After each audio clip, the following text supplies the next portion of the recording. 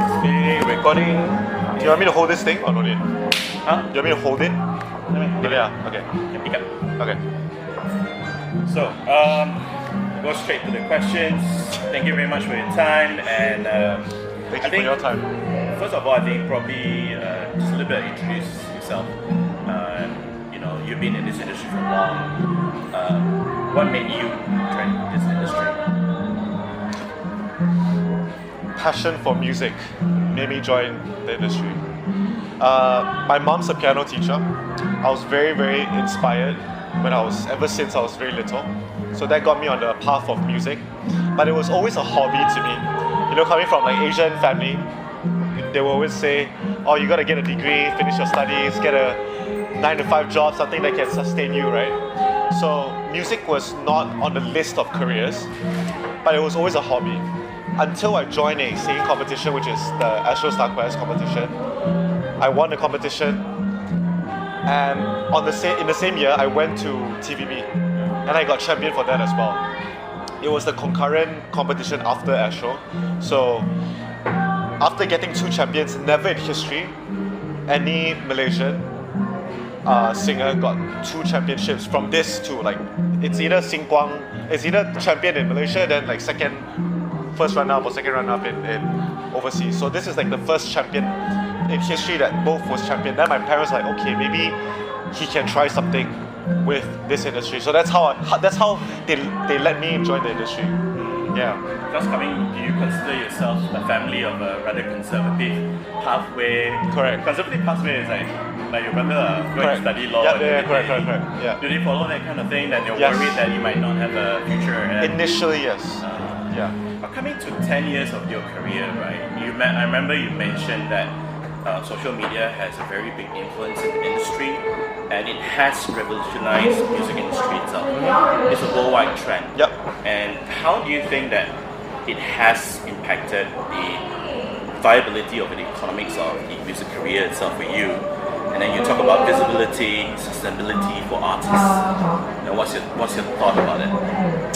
I think the introduction of technology, not just the music industry, but everything, every sector, there's a revolution, there's a change. So I think as a singer, we gotta adapt to the technology and the change of culture in terms of how, for example, 10 years ago, I think the traditional route was to you sign a big label company, you do an album of songs, and then the company will do the marketing, you just focus on your singing, blah, blah, blah, blah. But after technology was introduced, anybody can become a singer. Anybody can have their own platform. So in a way, the competition is a lot bigger. But I think I was lucky because at the time when Instagram just started, I was one of the... It was during my time, when Instagram first started. Yes. When Instagram first started, I was the first few that got into Instagram and stuff like that. So that was our year. So it was not too late. If I came into the industry 5 years earlier, maybe it would be different. My mindset would be different. So I think it's more of the adjustment of the mindset and perspective of how you want to use this tool, technology, to go and promote your stuff. And do you feel like everything you have to do your own? Correct. So I think that's the difference between the mindset of the singers nowadays compared to the singers last time. I think the singers last time would be okay, I have a company, the company will help me plan for my A&R, my music repertoire, everything, right? But nowadays, you as an artist, you got to think from your songwriting to your marketing to your performing. So it's A to Z. And then, looking at it, right, Chinese music market is huge. Yep. And for Malaysian artists like yourself, you have multicultural advantage. You can go into the English genre, you can go into a Chinese genre. But you see this as an opportunity for economic growth, and but you also see significant hurdles that you need to overcome. What do you mean? So for example, the Chinese market, okay. China market is huge. Yep. You have it at Hong Kong, you have Macau, you have Taiwan, Malaysia, Singapore. And right now, Malaysian market is just way too small. Okay. You can't grow from that. Yep. But singers like you have a very diverse background, and you are able to switch between. Right. You are able to go, you can either choose to go to just Chinese market or to join Yuna in American market. Right. So how do you see yourself from that? Are you going to consider like, is this an opportunity for Malaysian artists like you, or regionally, do you see an opportunity for you like that? Okay, I think I can only speak for myself. Like, I made up my mind to stick to the Chinese industry because I think ever since I started, I was always like swaying between, I want to do English songs, I want to do Chinese songs, but then where do I put my foot down, like identity, like the market, like where do I put my foot down? Do I want to be a Chinese singer who does only Chinese songs? So I think like my mentality right now is I want to stick to the Chinese market, but I want to do English songs in the Chinese market. So it's different than doing English songs in the American market. So maybe it's more like a mix of bilingual kind of thing, like Chinese-English mixture. Because at the end of the day, I'm Chinese. And I think that's why I set my mind to stick to Chinese music. Speaking of Chinese music, back in the 80s, even way earlier to the 2000s, Malaysian Chinese singer-songwriters were among the most sought after in the Chinese music industry. What do you think has changed then? What challenges for today's artists in reclaiming their prominence? Reclaiming the prominence. We used to be number one. We were on the top when it comes to Tongzego Soa and all that, right? I think it's still pretty much. I think it's still pretty much top. It's just that it's not Hong Kong anymore. It's more like China. Yeah, we're still doing fine. I feel like we are still doing fine. Like the Chinese market is still very strong. But do you think that also, over the years, that looking at the local market, as people don't even know who were the songwriters or even the composers. Back then, there were a whole list of them. Okay, I think like the problem, the issue now is that the introduction of technology, of social media, everyone wants to become a singer-songwriter. And you don't need a label anymore. So the trend has changed. And I think like our culture of like listening to music has changed as well. We used to listen to CDs. We have no choice, no internet. We're in the car, we have to listen to that once album for 10 times, whether we like it or not, all the songs. But now it's like, we swipe, we don't like it, we swipe. It's a very fast-paced era that we're living in right now. Highly competitive and very fast-paced. So I think the only thing we can do is adapt to the change of, like as performers, as singers, as people in this line, we have to adapt to this. I'll ask you a straight question. How do you earn money? Sorry? How do you earn money? For my case, I think I'm considered very lucky because I know a lot of singers in Malaysia. If you're not sort of like in the scene or like top, it's very hard for you to sustain yourself. A lot of my singer friends, they get part-time jobs. So how I earn money is basically gigs, TV shows, commercials, and social media postings, stuff like that. Yeah, mainly these revenues are. So basically, it's quite okay for you. It's quite okay. I think I'm very lucky because when I established myself, I was not just a singer. Like I could do movies, I could do acting, I could do like cover model shoots. I could do a lot of things. You did musical. I can do musical. So like I had lots of like different variables for me to play around with. So I'm considered very lucky. I think not just lucky, you're just talented. Yeah, just like rubbish. But looking at this, right, we segue to Chinese industry that K-pop has really achieved a huge success. I think we're not saying about in a matter of 5 years. We're looking at over the past 10, 20 years that sort of policy of global success. Mm. Do you think that Malaysian artists like yourself can follow a similar model not just Malaysia, let's say Southeast Asia, for example, can we follow a similar model to gain international recognition? Excuse me. I think after the K-pop wave, the trend has always been that, which is all the TV shows now, they want to do like form boy band groups. Thailand is doing it, Taiwan, China is doing it, Vietnam is doing it. Like everyone's trying to form like a boy band group. They have like their own competition. Like everyone is doing it. Everyone is doing it. So, but for me, because I'm a singer-songwriter, so I think like my direction is very different. I'm not like the idol type. Too old for that. Too old for that shit.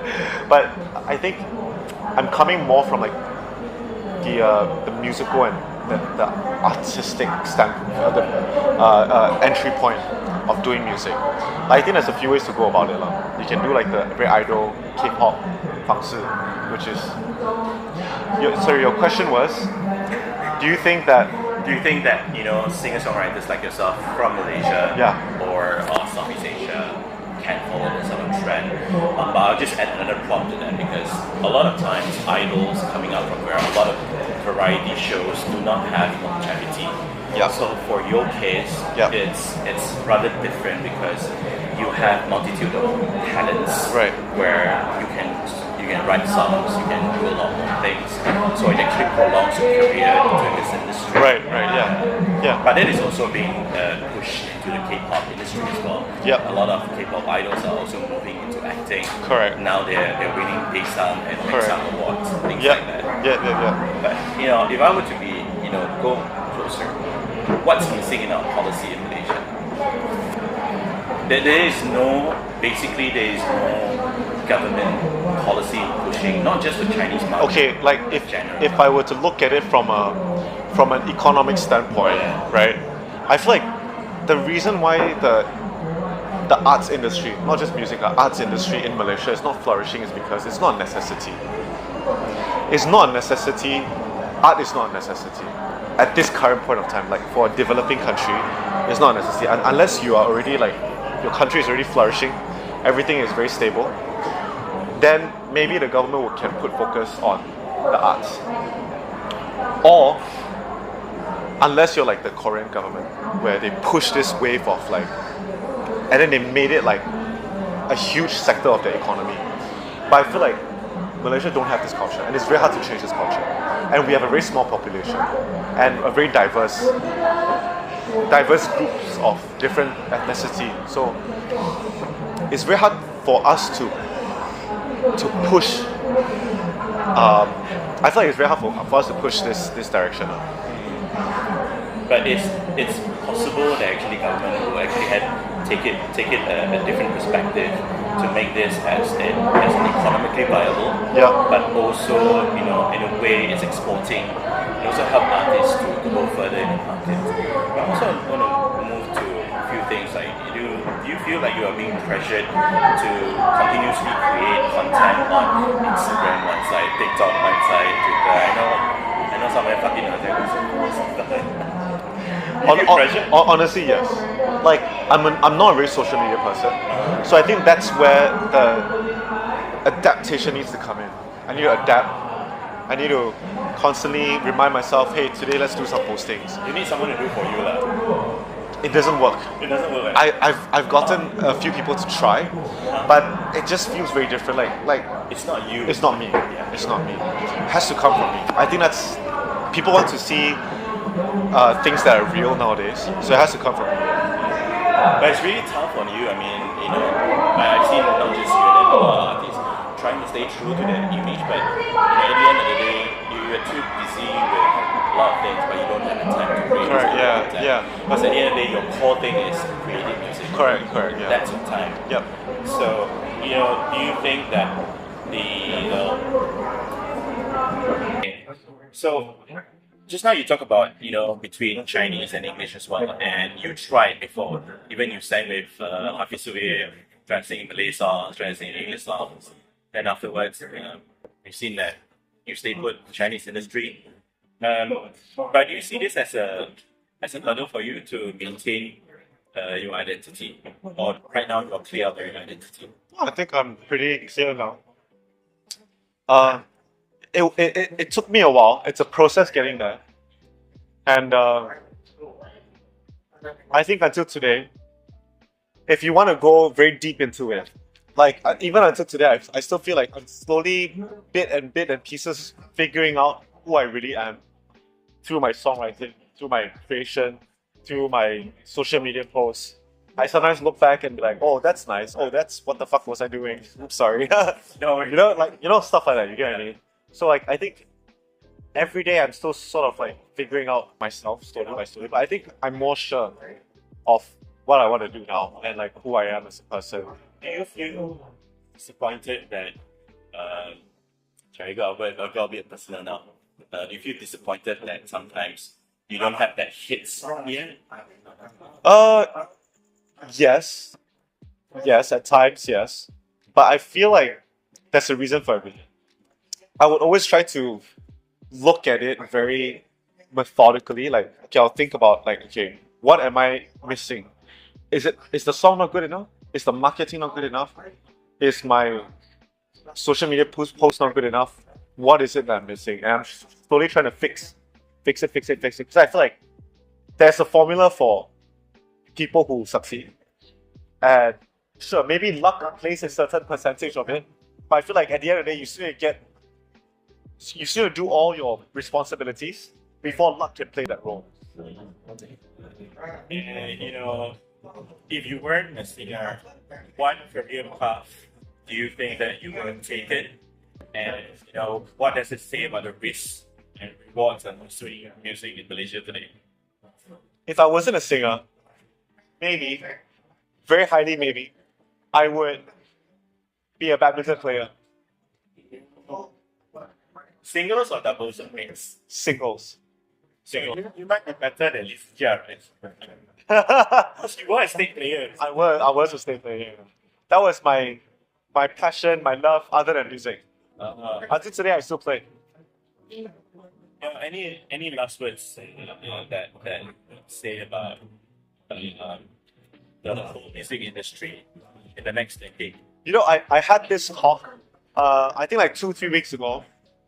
It was to a bunch of high school students that was very much interested in knowing how the industry is. So like there was a bunch of them, like some did songwriting, some did production, some did videography. Then we were just having like a conversation.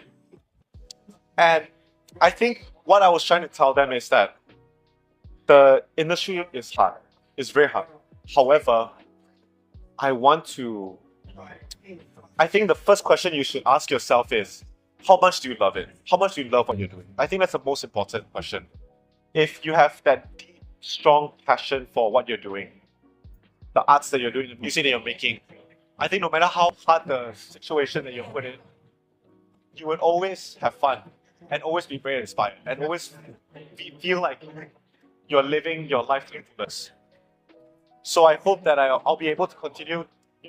I feel like even if I don't make it to the top, at least I'll be able to inspire the people that I meet. And I hope that through conversation, through music, we'll be able to keep each other alive. Right. Yeah. Very good. And that's a wrap.